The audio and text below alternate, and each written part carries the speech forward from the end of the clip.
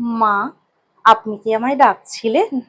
বৌমা, তোমার সাহস কি করে হয় রোজ সকালে খালি পেটে আমার ছেলেকে ইসবগুলের ভুসি খাওয়ানোর? তো মা, ঝিনুকবাবুর ওই অর্শের পুরনো ব্যথাটা আবার বেড়েছে।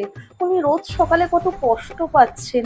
তাই আমি ওনাকে রোজ সকালে এক গ্লাস করে ইসবগুলের ভুসি দেওয়া জল খাওয়াই মা।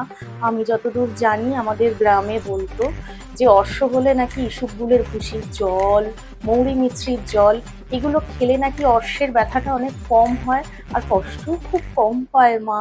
হতে পারে আমার দিলের ফেরত ছেলে তোমার উপর দয়া করে তোমাকে চৌধুরী বাড়ির বউ করেছে, তবে তুমি ভুলো না আমার কিন্তু ওটা ছেলে, তারপর তোমার স্বামী।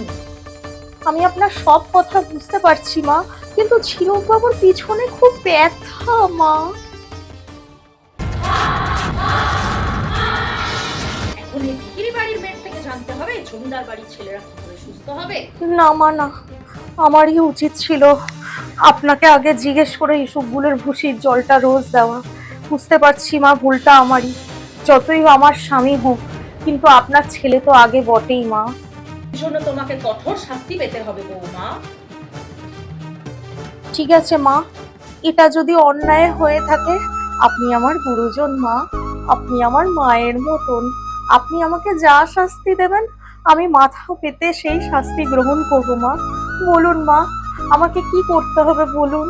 বিগত 1 মাস না তুমি আমার ছেলের সাথে কথা বলবে, না তুমি ওর সাথে এক ঘরে থাকবে। এটাই তোমার শাস্তি। না, এ আপনি কি বলছেন মা?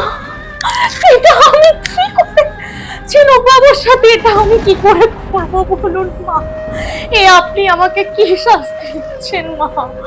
আপনি আমাকে আর যা কিছু করতে বলুন, ঝিনুক বাবুর সাথে কথা বলতে মানা করবেন না মা। দয়া করে আপনার দুটি পায়ে পড়ি মা।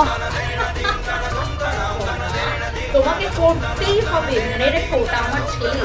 ছেলে কিন্তু মায়ের কথা অমান্য করে না। কি করলেন মা এটা? আমি ঝিনুক বাবুকে এত কষ্ট দেখতে পারবো না মা। এ আপনি কি আমাকে শাস্তি দিলেন